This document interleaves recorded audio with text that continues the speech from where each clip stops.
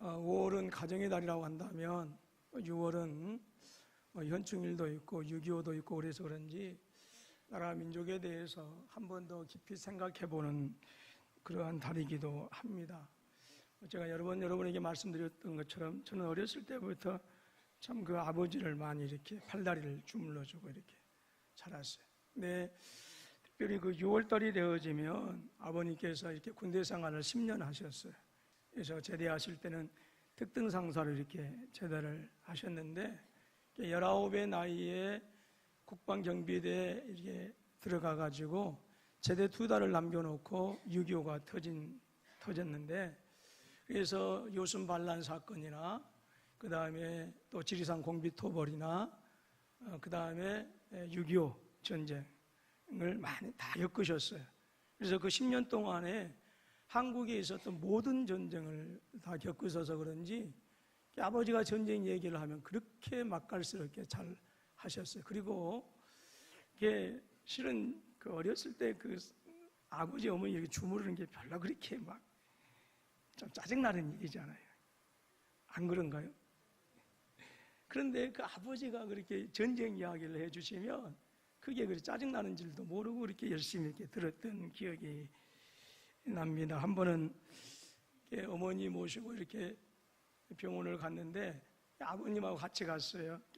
무슨 안과였는데 이제 어머니 진찰 받는 동안 아버지가 이제 그 병원 휴게실에 들어갔더니 거기에서 이제 많은 분들이 막 마치 전쟁 이야기를 하고 계셔가지고 아버지가 겪은 전쟁 이야기 아주 하니까 그냥 모든 사람들이 그냥 완전히 몰입해가지고 당신의 말을 들었다 그래서 우리가 한번 같이 웃은 적이 있어요. 더 이상 아버지한테서 이제 6.25에 대한 또 그런 그 지리산 공비토벌에 대한 어떤 이야기를 들을 수 없는 것이 참 아쉽기도. 6월이 되어지면서 나라 민족을 조금 더 우리가 한번 더 깊이 생각해보는 그런 달이 되어줄 수 있기를 주님의 이름으로 축복합니다. 1966년 6월 12일 이스라엘이 아랍과 전쟁을 치르게 되어집니다. 그 유명한 6.1 전쟁입니다. 미국의 스탠포드 대학교의 총장이 유대계 학생들과 아랍계 학생들을 모아가지고 이렇게 당부를 합니다. 자네들의 고국에서 전쟁이 발발했는데 자네들은 절대 동요하지 말고 이제 얼마 남지 않는 학기말 시험에 최선을 다해주기 바란다 라고 그렇게 이야기합니다. 며칠 지나고 나서 유대인 학생들을 찾아볼 수가 없었어요. 어디 갔는가 알아봤더니 유대인 학생들 아는 사람들이 그렇게 얘기합니다. 지금 우리 고국에 전쟁이 났는데 우리가 여기서 평안하게 공부만 할 수 없다라고 이렇게 해서 짐을 싸들고 그래서 고국으로 전쟁을 돕기 위해서 갔다라고 하는 거예요. 총장은 또 아랍계 학생들을 찾아보았습니다. 근데 아랍계 학생들 역시 한 사람도 찾을 수 없었다고 그래요. 물어봤습니다. 네, 이렇게 대답합니다. 그들은 본국에서 전쟁에 참여하라고 차출 명령을 받을까봐 다 은신해버렸다고 그렇게 얘기합니다. 다 숨어버렸다라고 하는 것이죠. 그 전쟁의 결과는 너무나도 확연하게 드러납니다. 6.1 전쟁 300만밖에 되지 않는 이스라엘 백성들이 1억이 넘는 아랍 사람들과 싸워서 큰 승리를 거두게 되어집니다. 그리고 그때까지만 하더라도 이 예루살렘은 요르단, 즉 아랍 국가의 소유였는데 그 6.1 전쟁을 통해서 이제는 예루살렘을 차지하게 되어지는 그런 큰 승리, 이스라엘 백성들한테는 의미 있는 승리를 가져오게 되어집니다. 물론 그 전쟁의 승패는 뭐 여러 가지 전략적인 어떤 이러한 차원 어떤 이유들도 있겠지만 그 전쟁의 승패는 유대인들의 정신력 그리고 이스라엘 백성들의 애국심에 의해서 결판났다라고 해도 결코 지나친 말이 아니다라고 하는 것이죠. 우리 한국의 초기 기독교회는 도덕적 책임과 의무를 다 감당했습니다. 우리 한국 사회는 괴학이라고 하는 엄청난 시대적인 격변기를 겪으면서 기독교에게 엄청난 빚을 진 것이 사실입니다. 우리 조국이 일제에 의해서 강제로 합병을 당했습니다. 그래서 악랄한 수탈을 당하고 말할 수 없는 참혹한 약탈을 당할 때에 이 땅은 교회를 통해서 위로받게 되어졌고, 그리고 이 땅은 교회를 통해서 회복이 되어지고, 그래서 우리 한국 현대사회의 그 격변기 때 교회가 우리 조국을 위해서 한 일은 정말로 헤아리기 어려울 정도로 엄청난 일을 감당했어요. 그런데 안타까운 것은 교과서에서 우리가 이것을 배우들 못하는 거예요. 일반 백성들과 대중들은 교회를 통해서 의식이 계몽되기 시작합니다. 그리고 무지가 깨우쳐지기 시작했어요. 그리고 그때부터 외세에 항거하기 시작합니다. 그래서 일제치하에서 교회와 성도들은 항상 핍박의 대상이었어요. 또 6.25와 같은 그런 동족산잔의 어떤 정말 비극적인 일이 일어났을 때도 언제나 교회는, 그리고 성도들은 핍박과 순교의 제1순위가 되어야 했습니다. 어떤 분들은 교회에 대해서 이제 혹평을 많이 하지요. 교인들은 이 땅의 현실에 대해서 무관심하고 죽어서 가는 천국에만 관심이 있다라고 그렇게 혹평을 하기도 합니다. 기독교인들은 사회에 관심이 없고 오직 자기 자신의 안일만을 위해서 살아가는 사람들이다라고 이렇게 나무라기도 하고요. 기독교인들은 현실에는 관심이 없이 오직 내세의 복이나 혹은 그저 복받는 데만 관심이 있다라고 이렇게 교회를 향해서 조롱하기도 합니다. 근데 이것은 결코 교회를 모르기 때문에 하는 말이다라고 하는 것입니다. 여러분, 과거에도 그렇고 오늘도 그렇고 앞으로도 우리 조국 대한민국의 치유와 회복을 위해서 이름도 없이 빛도 없이 헌신하고 그리고 사명을 감당해 나가는 성도들이 끊이지 않을 줄로 믿습니다. 그리고 이 땅의 진정한 회복과 부흥을 위해서 자신들의 무릎이 낙타의 무릎되기까지 새벽의 제단을 깨우며 주의 제단 앞에서 눈물로 기도하는 하나님의 백성들이 절대로 끊이지 않을 것이다 라고 하는 확신과 믿음을 가지게 되어집니다. 여러분, 사도 바울은 저와 여러분들이 잘 아는 것처럼 이방인을 위한 사도로 하나님께 부르심을 받은 사람이었어요. 사도 바울의 평생은 이방 나라를 돌아다니면서 오직 이방의 민족들을 위한 복음을 전파하게 되어집니다. 그럼에도 불구하고 사도 바울의 가슴 속에는요 하나의 응어리가 있었습니다. 어떤 응어리냐? 그것은 자신의 민족에 대한 사랑의 응어리였어요. 여러분, 이 사도 바울뿐만 아니라 우리가 성경에 나오는 모든 선지자들의 이 가슴을 살펴보게 되어지면 이 선지자들의 가슴에는 자신의 조국, 자신의 민족, 즉 유대 민족을 향한, 이스라엘을 향한 그 사랑의 응어리들이 모든 선지자들의 가슴에 있었다라고 하는 거예요. 그리고 그 사랑을 실천하면서, 그래서 하나님의 말씀에 순종해서 살기도 했지만 자신들의 유대와 이스라엘 민족을 향한 그 사랑을 실천하면서 때로는 밤을 새우고 때로는 눈물을 흘리면서 이스라엘 백성들과 유대인 백성들을 위해서 수고했던 모습을 우리가 선지자를 통해서 우리가 찾아볼 수가 있습니다. 오늘 본문 1절과 2절 말씀을 우리 다 같이 다시 한번 읽어봅니다. 시작.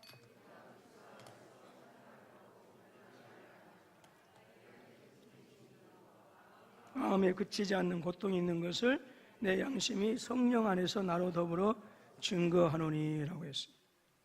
사도 바울이 지금 소중한 고백을 하고 있어요. 자신은 하나님께 이방 민족을 위해서 부름받은, 세워진 사도로 택함 받으셨다라고 하는 거예요. 그래서 말씀드렸던 것처럼 사도 바울은 모든 자신의 그 열정과 그리고 자신의 모든 땀과 피를 이방인들에게 복음 전하는 일에 다 쏟아 부었어요. 그리고 사도 바울의 일생을 보게 되어지면 유대 땅에서 사는 날보다 외국 이방의 세계에서 자신의 모든 일생을 다 보내야 했습니다. 그런데도 사도 바울의 마음속에는 큰 근심이 있었다라고 하는 거예요. 그 근심이 무엇이었을까요? 그의 마음속에는 그치지 않는 고통이 있었다라고 하는 거예요. 그 고통이 무엇입니까?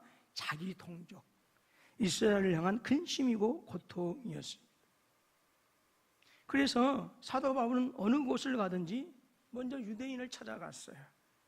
유대인의 회당에 가서 거기서 복음을 증거합니다. 그 이유는 자신의 동족이 이방의 어떤 민족보다 먼저 예수 믿기를 바라고, 그래서 천국 백성이 되기를 원하는 그 간절한 마음이 사도 바울에게 있었기 때문에 항상 어디를 가든지 유대인의 회당에 찾아가서 복음을 전했어요. 사도 바울이 이방인에게 가서 복음을 전하면 이방인들은 너도 나도 할 것 없이 마음의 문을 열었어요. 그래서 스펀지가 물을 흡수하는 것처럼 그렇게 복음을 흡수했는데, 자신의 동족과 자신의 부모 형제는 이방인들과 다르게 복음을 반대하고 복음에 대해서 항거했습니다. 이것이 사도 바울한테는 고통이었고 근심이었다고 하는 거예요. 하나님을 알지 못하고 예수 그리스도를 믿지 못하면 영원한 불못에 갈 수밖에 없고 지옥에 떨어질 수밖에 없는데, 자신의 부모와 자신의 형제와 자신의 친척, 자신의 일가, 자신의 민족이 지옥으로 갈 수밖에 없는 운명 속에 살아간다고 하는 것을 생각할 때에 사도 바울의 가슴엔 그것이 응어리가 되어질 수밖에 없었다 하는 거예요.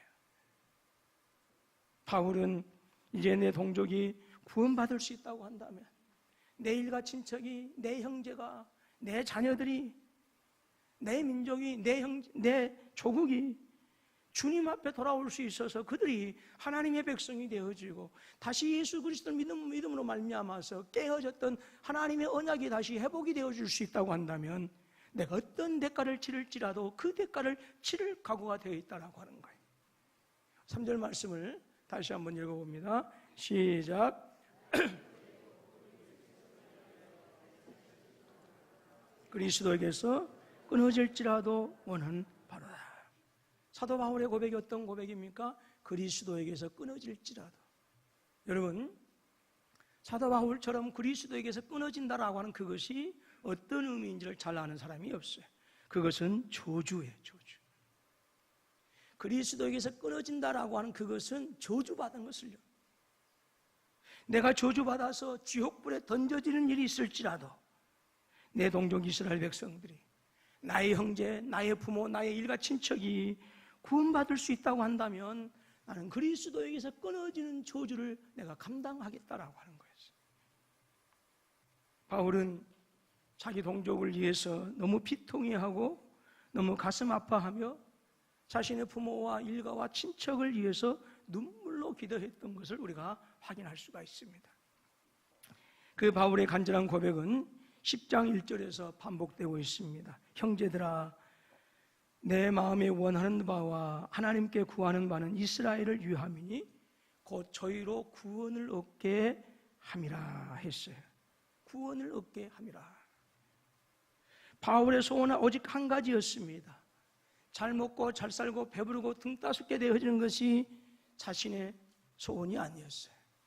내 동족이, 내 일가 친척이, 내 부모가, 우리의 민족이 구원받을 수 있다고 한다면, 예수 그리스도를 믿는 믿음으로 말미암아서 다시 하나님과의 관계가 회복되어질 수 있다고 한다면, 나는 무엇이든지 설령 그리스도에게서 끊어지는 저주의 삶이라 할지라도 나는 그것을 마땅히 감당하겠다라고 하는 것입니다. 성경에 이러한 기도를 드린 또 한 사람을 우리가 발견할 수가 있는데, 출애굽기에 나오는 모세라고 하는 선지자입니다. 모세가 십계명을 받으려고 시내산에 올라가면서 40일을 금식하면서 그곳에서 하나님과 대화하고 하나님을 만나게 되어집니다. 처음에는 이스라엘 백성들이 동요하지 않았어요. 근데 점차 시간이 지날수록 이스라엘 백성들이 동요하게 되어집니다. 뒤에서 쫓아올 수 있는 애굽이 두렵고 이 막막한 광야에서 모세가 없다고 한다면 우리들의 미래는 정말 처참하게 깨어질 수밖에 없고 이 광야에서 죽을 수밖에 없다라고 하는 두려움이 그들 가운데 언습하게 되어진 거예요. 그래서 모세 형인 아론을 겁박해서 거기서 금을 모아서 송아지를 만들고 그리고 그 송아지를 향해서 이렇게 얘기합니다. 이것이 우리를 애굽에서 우리를 건져낸 하나님이다. 그러면서 그 송아지 주변에 모여서 여러분 춤을 추면서 음란한 일을 행하였습니다. 당연히 하나님께서는 진노하셨고 그들을 멸하셔서 모세를 향해서 내가 이들을 멸하고 내가 너로 하여금 다른 민족, 큰 민족을 세우게 하겠다라고 이렇게 말씀할 때에 모세가 하나님 앞에 나아가서 그렇게 기도합니다. 생명을 건 기도였어요. 하나님께서 이 민족을 구원하여 주셨습니다. 만약에 이 민족을 여기서 다 멸하신다고 한다면 세상의 사람들은 하나님을 조롱할 것입니다. 더 이상 저들을 인도할 능력이 없기 때문에 하나님께서 저들을 다 죽이셨다라고 조롱할 것입니다. 만약에 하나님께서 이 민족을 제하신다고 한다면, 정녕 이 민족을 용서하지 않는다고 한다면 하나님의 생명책에서 제 이름을 빼주십시오, 제하여 주십시오라고 그렇게 기도합니다. 이것은 자신의 생명을 담보로 하는 그런 기도였어요.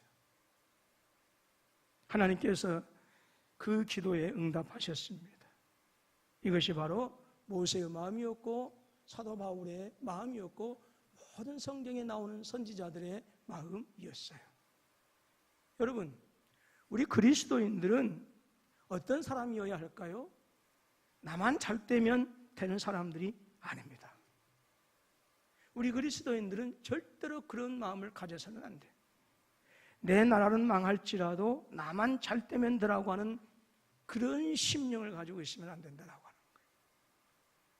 나라를 위해 기도하고 나라를 위해서 희생하는 사람들이 크리스천의 삶이 되어야 한다고 하는 사실을 믿으실 수 있기를 주님의 이름으로 축원합니다. 유언을 보내시면서 자기 나라와 민족을 생각하면서 정말 우리 그리스도인들이 어떻게 나라를 사랑해야 될 것인가, 이 시간 한번 그리스도에게서 끊어질지라도라고 하는 제목의 말씀으로 세 가지로 말씀을 드리고자 합니다. 여러분, 그리스도인들이, 우리 기독교인들이 나라를 사랑하는 방법이 무엇일까요? 첫 번째로 나라를 위해서 기도하는 것입니다. 여러분, 기독교인의 가장 큰 사명은 기도하는 사명입니다. 역사의 파수꾼이 되어지는 것입니다. 여러분, 기도가 무엇일까요? 기도의 대상을 나의 가슴과 나의 마음에 품는 것, 그것이 기도예요. 여러분, 내 가슴에 사랑하는 대상이 있을 때 그들을 위해서 기도합니다. 내 가슴에 어떤 대상이 없으면 절대 기도하지 못합니다. 우리 자녀들을 위해서 기도하는 이유가 왜 그렇습니까? 내 사랑하는 자녀들이 내 마음에, 내 가슴에 품어져 있기 때문에 기도하게 되어지는 거예요. 왜 다른 자녀들을 위해서 기도하지 못합니까? 다른 자식들의 자녀들은 내 가슴에 내 마음이 없기 때문에 기도하지 못하는 거예요. 기도는 기도의 대상을 나의 가슴에, 나의 마음에 품는 거예요. 따라서 합니다. 기도는 기도의 대상을 나의 가슴에, 나의 마음에 품는 것입니다. 저를 여돌아보시면서 기도하십시다.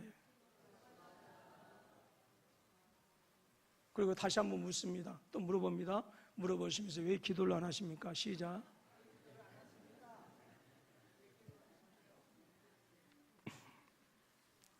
여러분, 저와 여러분들이 영적인 파수꾼이 되어서 이 민족이 죄악에 물들지 아니하도록 우리가 깨어서 기도해야 된다라고 하는 것. 그것이 바로 기도자의 사명이에요. 우리의 사명이에요. 여러분, 우리에게 나라가 있다라고 하는 것이 얼마나 감사한 일인지 모릅니다. 나라를 잃어버린 백성, 나라를 빼앗긴 서러운 그 백성들을 우리는 너무나 잘 알고 있지 않습니까? 여러분, 쿠르드족이라고 혹시 이름 들어보셨어요? 어떤 분은 그렇게 얘기하더라고요. 야곱의 외삼촌이 누구였죠? 라반의 후손들이 쿠르드족이다라고 이렇게 얘기하는데 그것이 뭐 맞는지 안 맞는지는 모르겠어요. 근데 쿠르드족의 인구가 몇만이냐면 3천만이나 돼요. 절대 작은 숫자가 아니죠. 그런데 그 민족은요, 나라가 없어요. 그래서 터키 쪽으로 이렇게 다니고 저쪽 이란, 또 그 다음에 저쪽에 또 이라크 쪽 다니면서 뭐 하냐면 여기서 치고 저기서 치고 그래요. 그들의 민족의 아픔과 서러움을 국제사회에다 호소할 수가 없습니다. 왜 그럴까요? 나라가 없어요.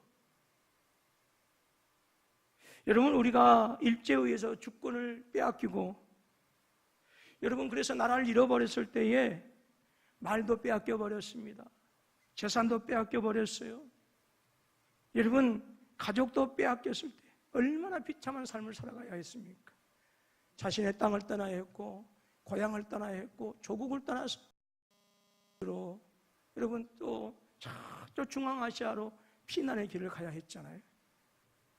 우리의 누님들이, 우리의 한국 여성들이 나라를 빼앗겨 버리니까 정신대라고 하는 이름으로 끌려가서 갖가지의 만행들에게 인생이 희생을 당하고 처참한 삶을 살아가야 했잖아요. 왜 그랬을까요? 나라를 잃어버렸기 때문에 이런 말할 수 없는 고난을 우리가 겪어야 했던 거예요. 시편 137편을 보면 우리 한번 찾아볼까요?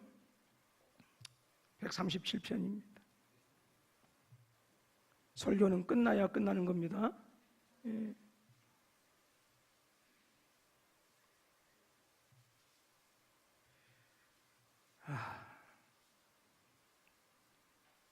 제가 읽어드릴게요. 우리가 바벨론의 여러 강변 거기에 앉아서 시온을 기록하며 울었더니 그 중에 버드나무에 우리가 우리의 수금을 걸었나니 이는 우리를 사로잡은 자가 거기서 우리에게 노래를 청하며 우리를 황폐하게 한 자가 기쁨을 청하고 자기들을 위하여 시온의 노래 중 하나를 노래하라 함이로다. 우리가 이방 땅에서 어찌 여호와의 노래를 부를까 그랬어요.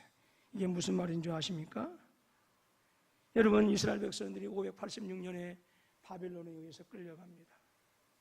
여러분, 솔로몬 성전 때 솔로몬 임금이 성가대를 세웁니다. 여러분, 그래서 이 성가대가 얼마나 잘했는지 고대 이스라엘 주변에 예루살렘 성전에서 그 성가대는 정말로 노래를 잘한다라고 하는 소문이 이미 퍼져 있었어요. 그래서 그 끌려간 사람들을 이제 바벨론 사람들이 우상을 섬기는 그 자리에서, 그리고 술을 먹고 마시고 음란한 짓을 행하는 그 자리에서 그 사람들을 끌어다가 너희가 예루살렘 성전에서 노래를 불렀는데 그 노래를 우리 앞에서 한번 불러보아라 라고 그렇게 했던 거예요. 그러니까 지금 137편에서 뭐라고 그래요? 이는 우리를 사로잡은 자가 거기서 우리에게 노래를 청하며 우리를 황폐하게 한 자가 기쁨을 청하고, 사로잡은 자, 포로되게 한 자, 황폐하게 한 자, 우리의 가족을 죽이고 우리의 부모를 죽이고 우리의 자녀를 죽이고 성을 파괴하고 우리 예루살렘을 불태웠던 그들이 자신들의 기쁨을 위해서 뭐라고 그랬어요? 자기들을 위하여 시온의 노래 중 하나를, 성전에서 하나님을 노래했던 그 노래를 부르라라고 하는 거예요. 4절에서 우리가 이방 땅에서 어찌 여호와의 노래를 부를까 그랬어요. 6절 말씀 보니까 내가 예루살렘을 기억하지 아니하거나 내가 가장 즐거워하는 것보다 더 즐거워하지 아니할진대 내 혀가 내 입천장에 붙을지어다.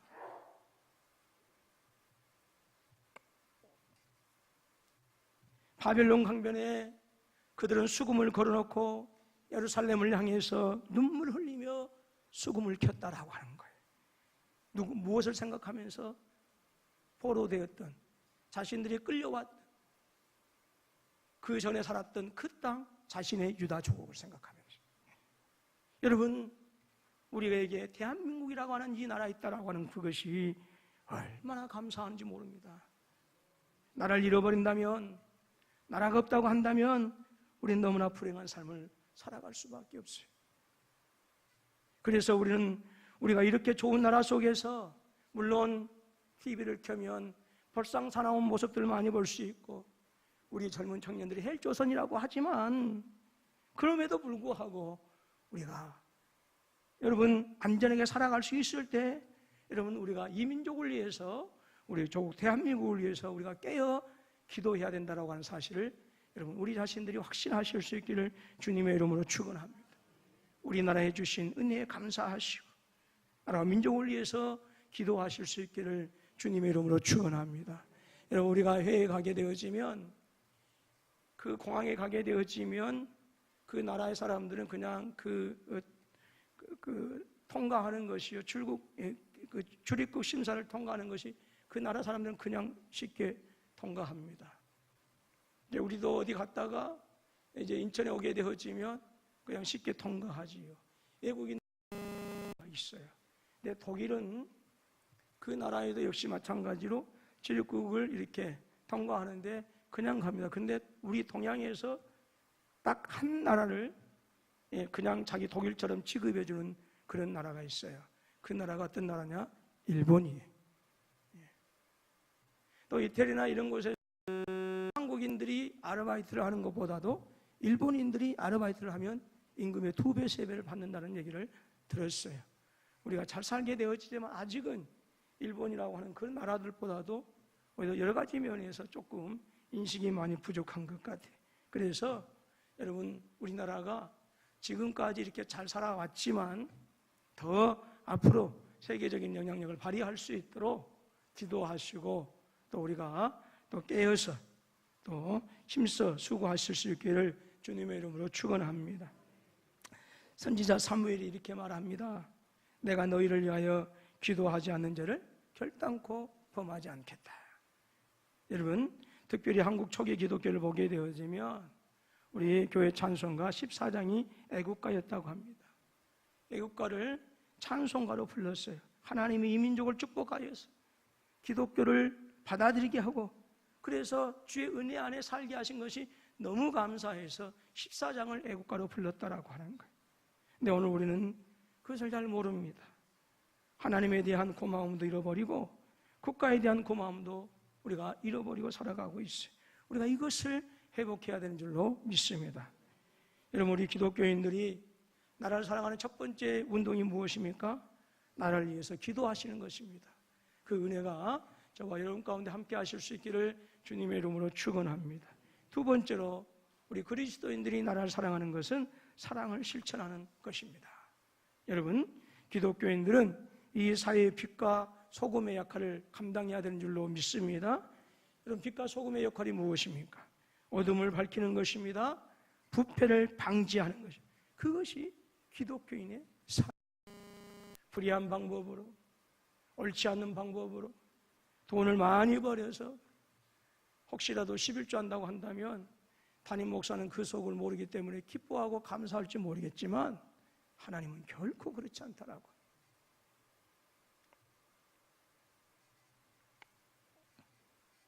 우리는 어둠이 있는 곳에 빛을 비치되 어떤 빛을 비춰야 된다고요? 사랑의 빛을 비춰야 돼요. 그래서 기독교인들은 구제하는 사람, 긍휼이 많은 사람, 남을 우선적으로 생각하는 사람들이 그리스도인이에요. 이 사회의 사랑이 없는 것은 여러분, 이 세상에 믿지 않는 불의한 세대를 탓할 필요가 없어요. 이것은 우리의 탓이고 우리 교회의 탓이에요. 삭막하고 어두운 세상 가운데 사랑의 빛을 전하는 사람들이 바로 우리 그리스도인들이 되어야 한다라고 하는 거예요. 그래서 세상은 우리 교회에 대해서 기대를 가지게 되는 것이고 희망을 가지게 되어지는 것입니다. 또한 우리는 사랑을 실천하는 동시에 모든 우상을 척결하고 범죄를 배척해야 합니다. 이스라엘 백성들이 하나님의 징계를 받는 이유가 여러분 무엇이었을까요? 이스라엘 백성들이 우상을 숭배할 때 그리고 범죄할 때마다 하나님은 그때마다 이스라엘 백성들에 대해서 진노하셨고 그들을 징계하시고 책망하셨어요. 여러분, 오늘 우리 민족이, 우리 조국이 하나님 앞에서 복을 받는 길이 무엇이겠습니까? 말씀 안에서 순종하는 것입니다. 하나님만을 경배하고 하나님만을 예배하고 모든 우상을 다 던져버리는 것입니다. 물질의 우상을 던져버려야 하고 성의 우상을 던져버려야 하고 쾌락의 우상을 던져버려야 합니다. 그리고 오직 하나님께만 영광 돌리는 민족이 되어질 때에 하나님께서 이 민족을, 우리 조국을 열방과 민족을 향한 거룩하고 아름다운 의의 도구로 사용하게 될 줄로 믿습니다. 여러분, 우상을 던져버리고 저와 여러분들이 가정에서부터 먼저 사랑을 실천하고 우리 이웃에게 사랑이 확장되어질 수 있도록 바로 그렇게 사는 것이 저와 여러분들의 삶이고, 그것이 바로 교회가 할 일이고, 그것이 바로 우리 그리스도인의 삶이다라고 하는 거예요. 마지막으로 복음 전하는 일이 나라를 사랑하는 일입니다. 여러분, 저와 여러분들이 특별히 앞장서야 할 것이 있고 힘을 기울여야 할 것이 있는데, 그것이 민족 복음화입니다. 터산 안창호 선생님이 일찍 이렇게 얘기했어요. 감옥을 하나, 경찰서를 하나 세우는 것보다도 교회를 10개 세우는 것이 훨씬 더 유익하다라고. 그렇습니다. 여러분, 경찰서를 세우는 것보다도 교회를 10개 세우는 것이 훨씬 더 중요한 거예요. 교회는 이 사회의 정신적인 지주가 되어지고, 교회는 정의의 보루가 되어지고, 교회는 이 사회의 양심이 바로 교회입니다. 안타까운 것은 교회가 오늘 이 사회의 양심의 역할을 감당하지 못하고 있어요. 그래서 여러분, 교회가, 우리 금포서부교회가 이 사회의 양심의 역할을 감당할 수 있도록 그렇게 기도해야 되는 거예요. 이 민족이 복받는 길은 우리 민족이 하나님께로 온전히 돌아오도록 하는 거예요.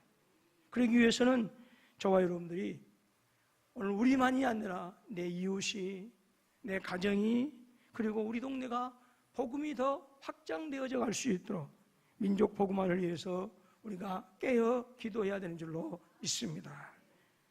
여러분, 우리가 전도하는 이유는 예배당 좌석을 채우기 위한 것만이 아니에요. 그것은 두 번째, 세 번째예요.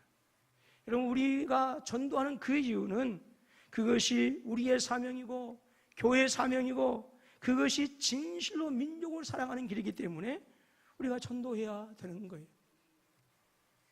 우리 한국의 기독교 숫자가 대략 800만이라고 하는데요,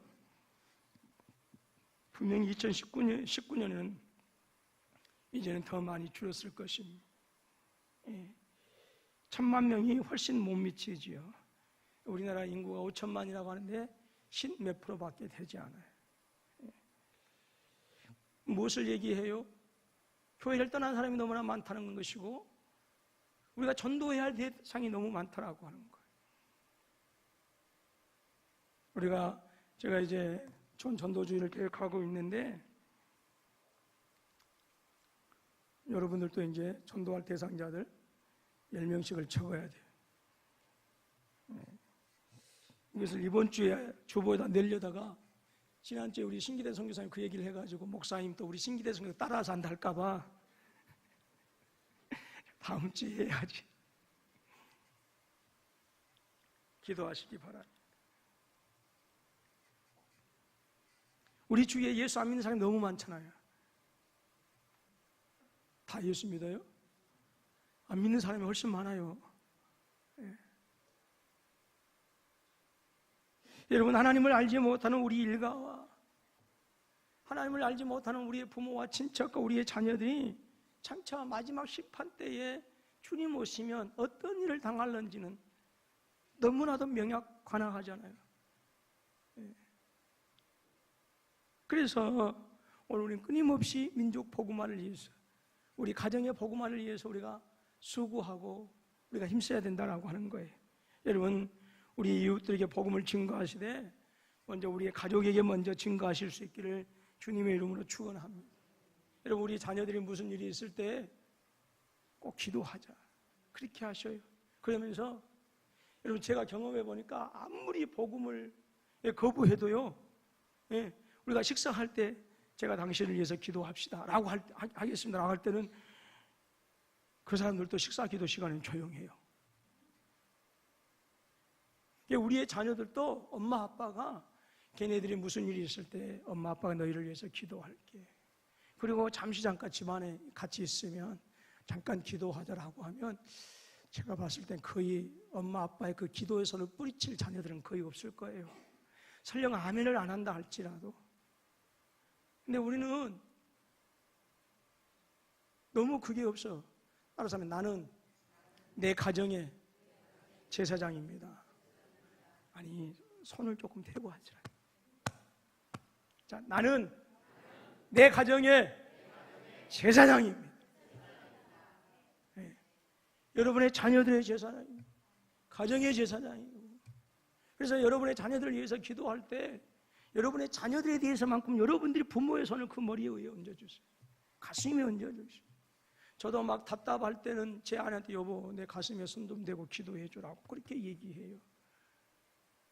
그때는 아주 멋지게 기도하죠. 그때는 제 아내가 얼마나 예뻐 보이는지 몰라요. 여러분, 아내에게 무슨 일이 있을 때, 남편에게 무슨 일이 있을 때 아내로서 남편으로서 여러분 좀 쑥스러운가요? 안 해봤으니까 조금 쑥스러울 거예요. 네, 해요. 여보 내가 기도해 줄게. 내 손이 약손이요. 기도해 주세요. 우리의 자녀들이 힘들고 어려운 일을 당했을 때 얘들아 우리 하나님께 기도. 니네들이 비록 교회 다니지 않는다 할지라도 엄마가 믿는 하나님께 기도할게.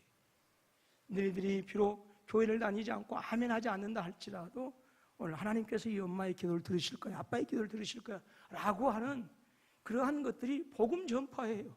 꼭 교회에 다니라 예수 믿어라 라고 하는 것만이 복음 전파가 아니라 제가 여러분들에게 수차 기도했잖아요.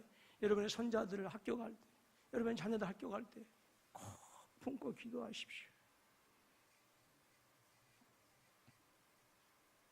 우리 세인이가 고등학교 대해서 군포에 왔을 때 그냥 학교 갈 때마다 저희가 기도해 줬어요. 그때는 무릎 꿇으러 가면 잘 꿇었어요. 지금은요 무릎 꿇어 하면 잘 안 꿇어요. 아빠 왜? 뭐 때문에? 왜 나를 괴롭히는 거야? 이렇게 하는데 그때는 무릎 꿇어라 그렇게 하면 네. 여러분 자녀들을 굴복시키고 무릎 꿇게 할 수 있는 것은 여러분들이 기도할 때밖에 없어요. 여러분 자녀를 위해서 기도하시기 바랍니다. 그것이 복음을 증거하는 거예요. 그것이 복음을 그리고 그때 자녀들에게 복을 빌어주세요. 성령께서 어떻게 역사하실지 몰라요. 사랑하는 여러분, 6월 첫 주입니다. 6월 한 달을 보내시면서 우리 가운데 정말 힘들고 어려운 그런 주변에 여러 가지 많은 일들이 일어나고 있지만 여러분 그럼에도 불구하고 여러분 우리가 대한민국이라고 하는 여건을 가지고 외국에 나갈 수 있어요. 나라 사랑하는 마음을 다시 한번 우리의 가슴에 새겼으면 좋겠습니다. 나라를 위해 기도하실 수 있기를 주님의 이름으로 축원합니다. 사랑을 실천하시기 바랍니다. 민족 복음을 위해서 기도하시고 힘쓰시고 수고하시기 바랍니다. 사도 바울이 내 조국이, 내 동족이, 내 일가 친척이, 내 부모들이 주님께 돌아올 수 있다고 한다면 그리스도에게서 끊어질지라고 하는 그 간절한 소원을 가지고 기도했던 것처럼 6월 한 달 동안 그 간절한 마음이 우리에게 있었으면 좋겠어요. 그리고 어둠이 있는 곳에 사랑의 빛을 전하는 저와 여러분들이 되셔서 여러분 우리 조국이 우리의 기도 때문에 강건해지고 우리의 조국이 여러분들의 기도 때문에 여러분들의 사랑 때문에 또 여러분의 복음화를 위한 그 정성과 헌신 때문에 세상에 더 놀라운 영향력을 발휘하는 그런 은혜가 우리 나라에 있어지게 될 줄로 믿습니다. 기도하겠습니다. 하나님 아버지 감사하고 감사합니다.